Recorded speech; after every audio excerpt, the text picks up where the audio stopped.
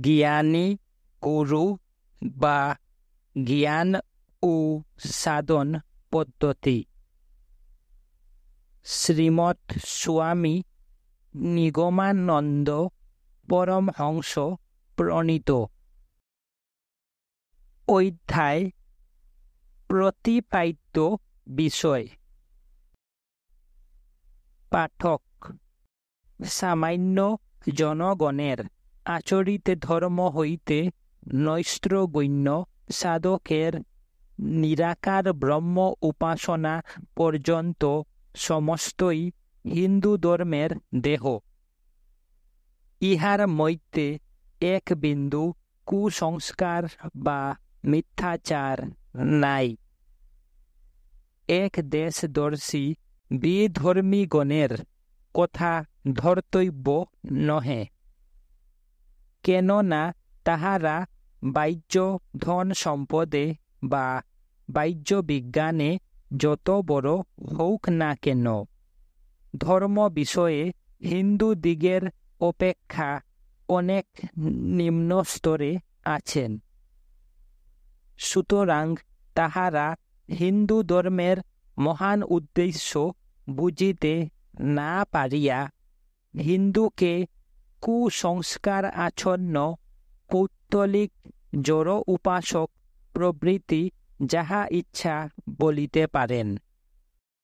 কিন্তু আপনি হিন্দু ধর্ম বুঝিতে চেষ্টা করুন, দেখিবেন এমন সার্বভৌমিক বিশ্বব্যাপক ধর্ম আর নাই, যে হিন্দু সন্তান ঘরের খবর না জানিয়া পরের নিকট ধর্ম শিক্ষা করিতে যান।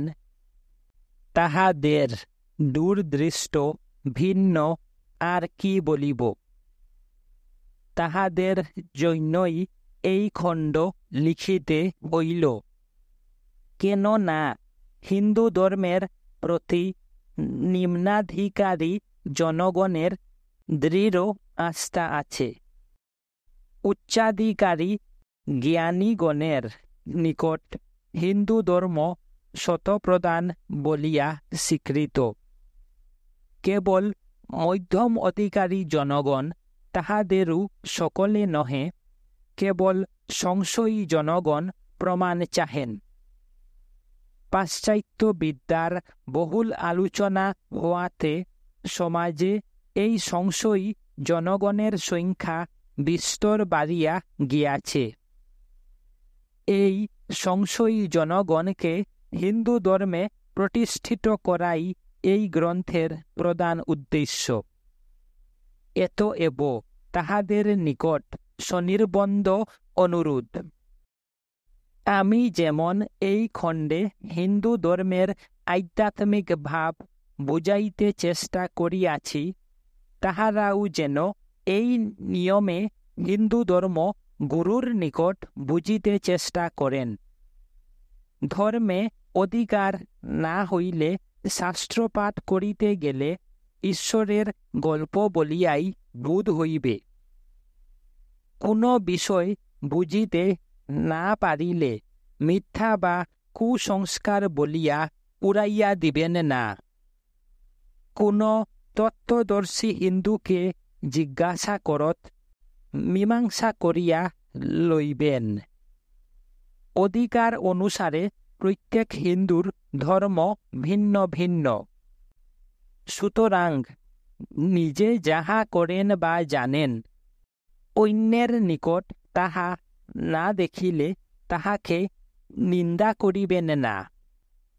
এমনকি অপর ধর্মের নিন্দা করিতে নাই। যখন যে দেশে ধর্মের গ্লানি ও অধর্মের অভ্যুত্থান হয়, ভগবান তখন সে দেশে অবতীর্ণ হইয়া ধর্ম সংস্থাপন করেন। তিনি যে কেবল হিন্দুর দেশেই জন্মিবেন, এমন কথা কি শাস্ত্রে আছে? এতএব অপর ধর্মের নিন্দায় নিজ ধর্মের গৌরব হানি হয়। সেই হিন্দু ধর্ম ও সেই হিন্দু শাস্ত্র সকলেই আছে। কেবল উপযুক্ত লোকের দ্বারা উপযুক্ত রূপে অনুষ্ঠিত না হওয়ায় বর্তমান এই অবস্থা দাঁড়াইয়াছে। হিন্দু ধর্ম আলোচনা করিয়া ইহার গূঢ় উদ্দেশ্য ও মহান ভাব সাধারণকে জানাইতে পারিলে অল্পকাল মধ্যে হিন্দু ধর্মের গৌরব দিক দিগন্তে প্রতিধ্বনিত হইবে। সাধনার তিনটি উপায়: কর্ম, জ্ঞান ও ভক্তি। এই কর্মপ্রধান ধর্মে কর্মযোগ বুঝাইতে হইবে না। আর পূর্বেই বলিয়াছি, ভক্তি মার্গ রাগমার্গের সাধনা। তাহা ভাষায় ব্যক্ত করা বিড়ম্বনা মাত্র। জ্ঞান যুগ আবার প্রতিপাদ্য বিষয়। এতএব জ্ঞান ও জ্ঞানের সাধনাই এই গ্রন্থে প্রকাশ করিব। আশা আছে মুসলমান, খ্রিস্টিয়ান প্রভৃতি সকলেই এই সাধনায় সাফল্য লাভ করিতে পারিবেন। যত প্রকার সাধনা আছে, মুক্তি বিষয়ক সাধনাই সর্বাপেক্ষা প্রধান। ইহাই মানব জীবনের একমাত্র লক্ষ্য। আমি প্রত্যেক ব্যক্তিকে মুক্তি লাভের জন্য যত্ন করিতে অনুরোধ করি। দুর্ভাগ্যবশত যাহারা মুক্তির পথ হইতে দূরে অবস্থিতি করে, শাস্ত্রকারগণ তাহাদিগকে মনুষ্য গর্ভজাত গর্ধব রূপে বর্ণনা করিয়াছেন। ওম শান্তি ওম।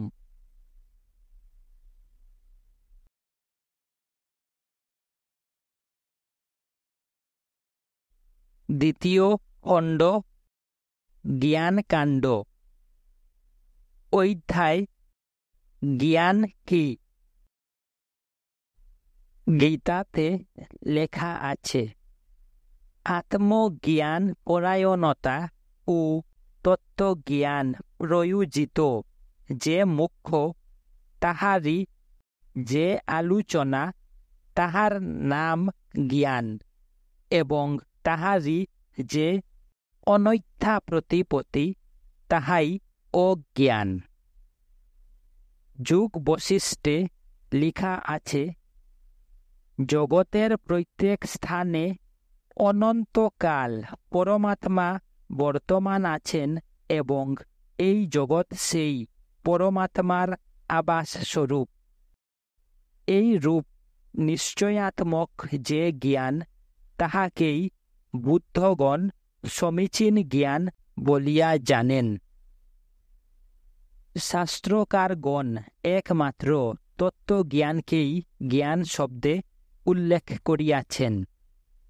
নতুবা বেদ বেদান্তবাদী শাস্ত্রপাঠ করিয়াও যাহারা নানা প্রকার সাংসারিক বদ্ধভাবের মধ্যে অবস্থিতি করেন, বহু প্রকার বিদ্যা উপার্জন করিয়াও যাহারা ব্রহ্মতত্ত্ববিদ্যা উপার্জন করিতে সক্ষম না হন, বিঘ্ন হইয়াও যাহারা আপনার আত্মার মুক্তি সাধনে মূঢ়ের ন্যায় অবস্থিতি করেন, শাস্ত্রকারগণ তাহাদিগকে মূঢ় ভিন্ন পণ্ডিত রূপে কোথাও বর্ণনা করেন নাই। মণিরত্নমালা নামক গ্রন্থে মহাত্মা শঙ্করাচার্য প্রশ্ন উত্তর ছলে লিখিয়াছেন, জ্ঞান কি? যাহা বিমুক্তির কারণ। পশু অপেক্ষাও পশু কে, যে শাস্ত্র অধ্যয়ন করিয়াও ধর্মাচরণ ও আত্মজ্ঞান লাভ করে না। জ্ঞানই মুক্তির একমাত্র সাক্ষাৎ কারণ। ভগবান শিব কুলার্ণব তন্ত্রে বলিয়াছেন, হে দেবী, এই আত্মজ্ঞানই মুখ্যের একমাত্র শ্রেষ্ঠ কারণ। ইহা ব্যতীত মুক্তি লাভের আর অন্য উপায় নাই। সৌভাগ্যবশত মনুষ্য জন্ম লাভ করিয়া যাহারা জ্ঞানী হয়, তাহারাই মুখ্য সুখ লাভ করিয়া কৃতার্থ হইতে পারে, অন্যে পারে না। আত্মবোধে লেখা আছে, সূর্য যে প্রকার উদয়ের পূর্বে স্বকীয় কিরণের অরুণতা দ্বারা অন্ধকার নষ্ট করিয়া পশ্চাৎ উদিত হন, পরমাত্মাও তদ্রূপ অগ্রে জ্ঞানোচ্ছটা দ্বারা অজ্ঞান অন্ধকার বিনাশ করিয়া তদন্তর স্বয়ং আবির্ভূত হন। মনুসংহিতায় লেখা আছে, তপস্যা এবং আত্মজ্ঞান এতদ্ভুবই মাত্র ব্রাহ্মণের মুখ্য লাভের হেতু। তন্মধ্যে তপস্যা দ্বারা পাপ আসক্তি যায় এবং জ্ঞান দ্বারা মুক্তি লাভ হয়। ভগবান গীতায় বলিয়াছেন, হে অর্জুন, পূর্বজন্মকৃত অপেক্ষাকৃত পুণ্যবেদে 4 প্রকার ব্যক্তিরা আমাকে ভজনা করেন। প্রথম আর্ত, দ্বিতীয় জিজ্ঞাসু, তৃতীয় অর্থার্থী, চতুর্থ জ্ঞানী। ওই 4 প্রকার ভক্তের মধ্যে আত্মজ্ঞানী সর্বাপেক্ষা প্রধান। যেহেতু আত্মজ্ঞান সম্পন্ন ব্যক্তি সর্বদা ঈশ্বরনিষ্ঠ এবং এক পরমেশ্বরেই তাহার অচলা ভক্তি থাকে, এতএব আত্মজ্ঞানীর একমাত্র আমি প্রিয় এবং তিনিও আমার পরম প্রিয় পাত্র হন। এতাবৎ যাহা লিখিত হইল তাহাতে স্পষ্ট প্রমাণিত হইতেছে যে আত্মতত্ত্ব জ্ঞানী মুখ্য, আর সমস্ত গৌণ। আত্মা কি, ঈশ্বর কি, জগৎ কি, এই মুখ্যোপযোগী প্রশ্নত্রয়ের তত্ত্ব যে জ্ঞানের বিষয়, তাহাই জ্ঞান এবং তনির্ণায়ক শাস্ত্রই জ্ঞান শাস্ত্র।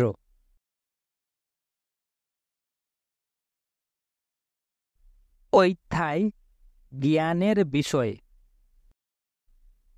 আত্মা কি, ঈশ্বর কি, জগৎ কি, ইহা জানাই জ্ঞান আলোচনা ও মুক্তি তাহার প্রয়োজন।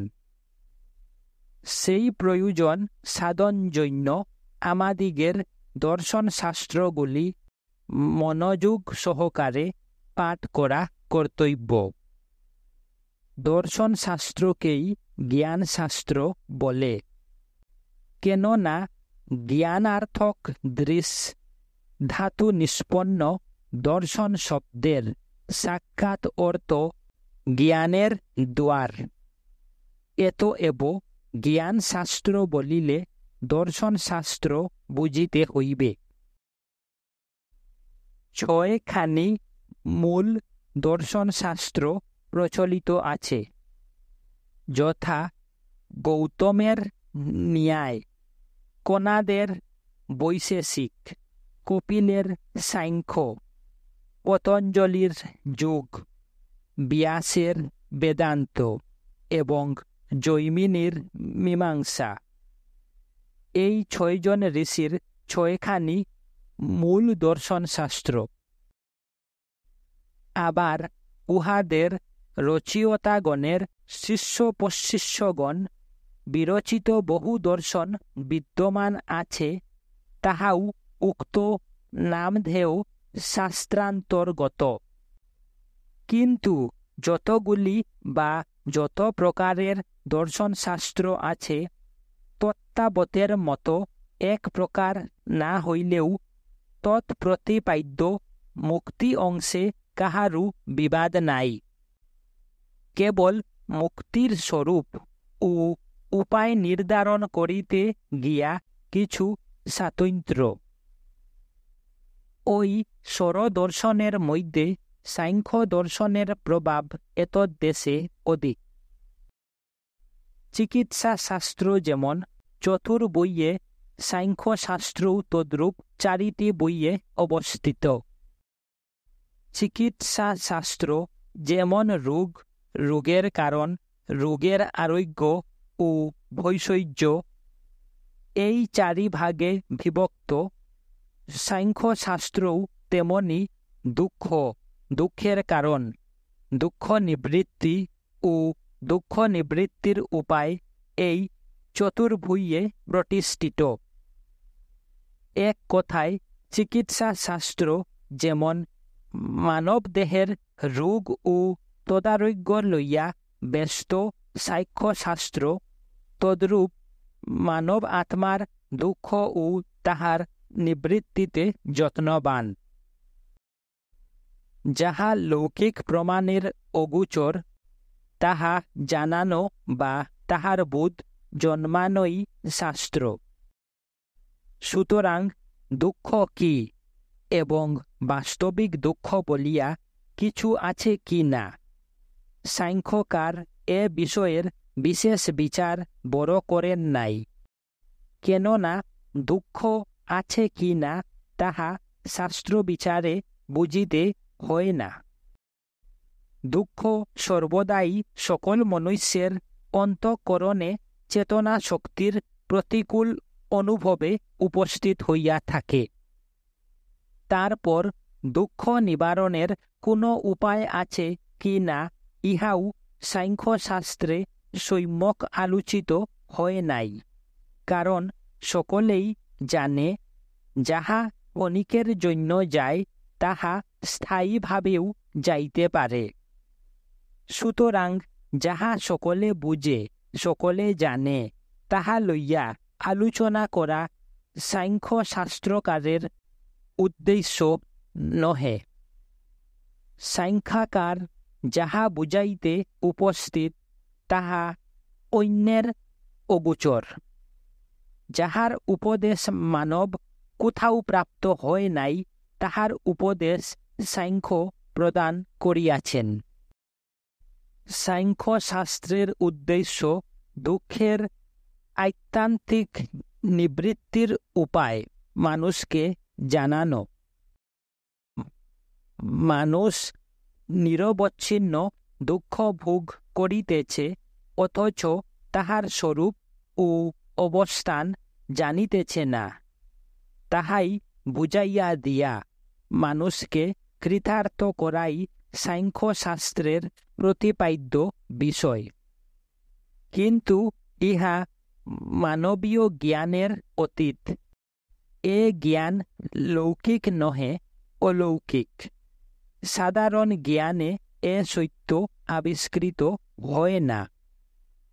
বাস্তবিক মনে হয় দুঃখ নিরোধ হইলেই মানুষ মুক্ত হয়।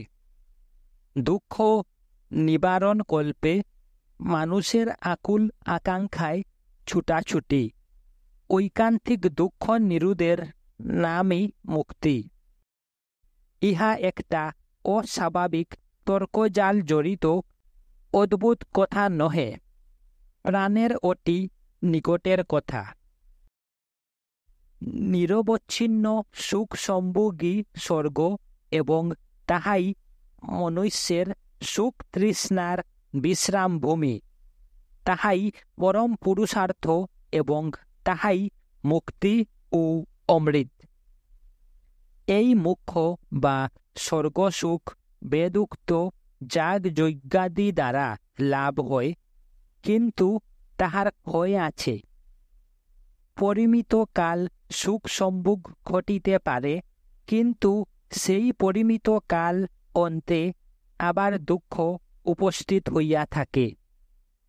এতএব এ সকল দুঃখ নিবৃত্তির উপায় নহে।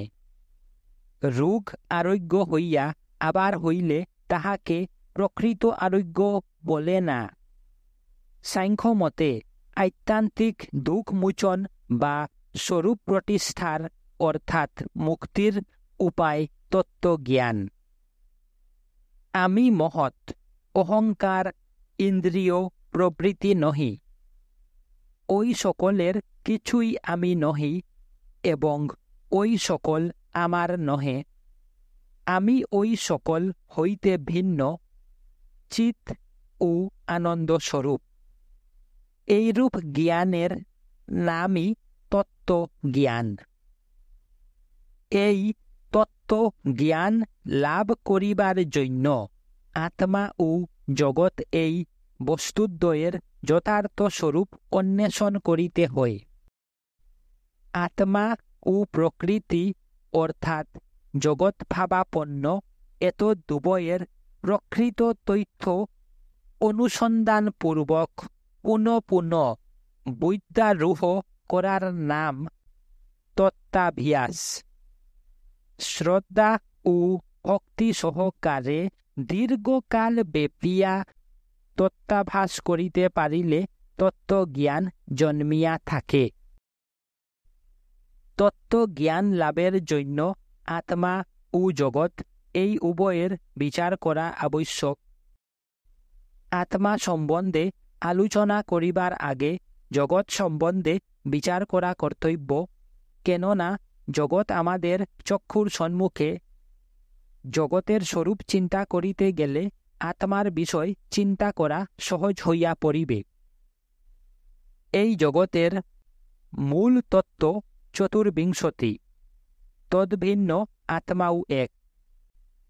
সমুদয় পঞ্চবিংশতি তত্ত্ব। তন্মধ্যে যে চতুর্বিংশতি তত্ত্বের সমষ্টির নাম জগৎ, তাহার ব্যাসটি মূল প্রকৃতি, মহৎ, অহংকার, শব্দ তন্মাত্র, স্পর্শ তন্মাত্র, রূপ তন্মাত্র, রস তন্মাত্র, গন্ধ তন্মাত্র, একাদশ ইন্দ্রিয় ও হৃতি, অপ, তেজ, মরুত এবং ব্যোম, এই পঞ্চম ধাতু এবং ব্যোম, এই পঞ্চম মহাভূত এতন্নামে খ্যাত। আত্মা ও চৈতন্য পুরুষ ব্যতীত এ সমুদয় বিশ্ব ওই চতুর্বিংশতি তত্ত্বের অন্তর্গত। আধুনিক বিজ্ঞান এই তত্ত্বকে মৌলিক পদার্থ এবং বৌদ্ধ শাস্ত্র ধাতু বলে। তত্ত্ব শব্দের সাধারণ অর্থ এই যে যাহা যাহার যোনি বা মূল, তাহাই তাহার তত্ত্ব। যথা গোঠের তত্ত্ব মৃত্তিকা, কুণ্ডলের তত্ত্ব সুবর্ণ ইত্যাদি। এতএব তত্ত্বজ্ঞান লাভ করিতে হইলে ভক্তি ও শ্রদ্ধা সহকারে দীর্ঘকাল ব্যাপিয়া দৃঢ়তার সহিত তত্ত্ব অভ্যাস করিতে হয়।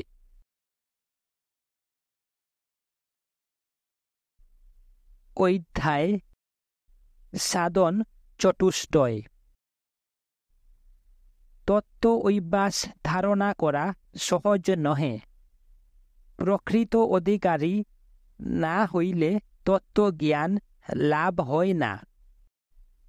আহার শুদ্ধি, ত্রিবিধ সংঘাত শুদ্ধি, দেশকাল ও সৎপাত্রাদির লাভ, সংকল্প ত্যাগ, ইন্দ্রিয় সংযম, ব্রত চর্চা এবং গুরু সেবা প্রভৃতিতে এই অধিকার লাভ হয়। ইন্দ্রিয়গণ চপলতা বৃত্তি পরিত্যাগ করিয়া স্থির ভাব ধারণ না করিলে জ্ঞান কদাচ প্রকাশ পাইতে পারে না।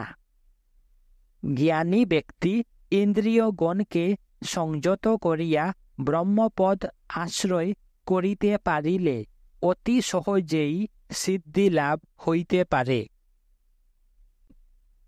এতএব ইন্দ্রিয় চাপল্য থাকিতে তত্ত্বজ্ঞানের সম্ভাবনা নাই।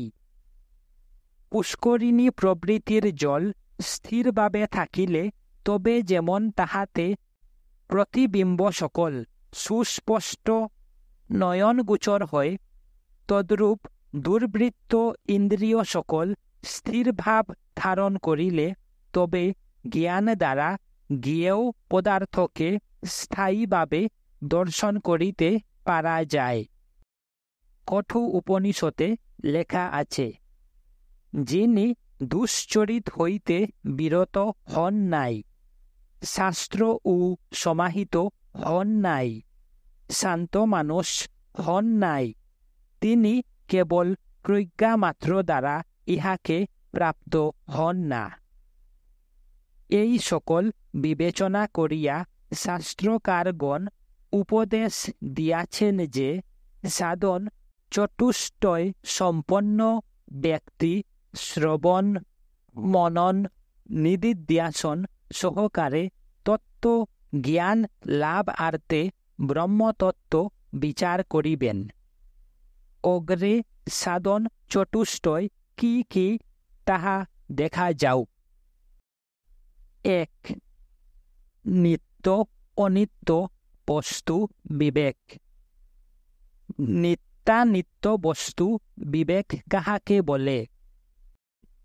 একমাত্র পরমেশ্বর নিত্য বস্তু, তদতিরিক্ত অন্য সমস্তই ক্ষণস্থায়ী ও অনিত্য। এই প্রকার যে নিশ্চয় জ্ঞান, তাহারই নাম নিত্যানিত্য বস্তু বিবেক। 2. ইহা মুদ্রা অর্থ ফল ভোগ বিরাগ কাহার নাম? ঐহিক বিষয় সুখ বা মৃত্যুর পর স্বর্গভোগ, এই উভয় প্রকার সুখ ভোগেই বিন্দুমাত্র আস্থা বা ইচ্ছা না থাকার নাম ইহা মুদ্রার্থ ফল ভোগ বিরাগ। 3.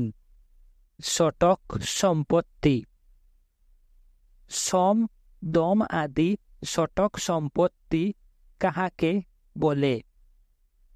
সম দম উপরতি তিতিক্ষা শ্রদ্ধা ও সমাধান, এই ছয়টিকে শত সম্পত্তি বলে।